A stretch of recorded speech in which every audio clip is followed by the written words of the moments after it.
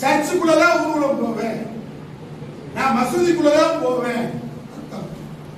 நம்ம என்ன சொல்றோம்? இந்து மதத்தினர் 6 வேளை அவர்கள் கோயில்களில் அர்ச்சனை நடக்கட்டும், அதற்கு எந்த தடையும் இருக்கக்கூடாது. தடை இருந்தால் அண்ணா திராவிட மக்கள் முன்னேற்ற கழகம் போராடும். இந்து மதத்துக்கு நீ போ.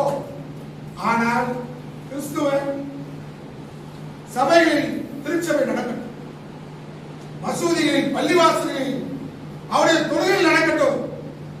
நம்மை போன்ற பகுத்தறிவாளர்கள் மேடையில் பேசுவோம்.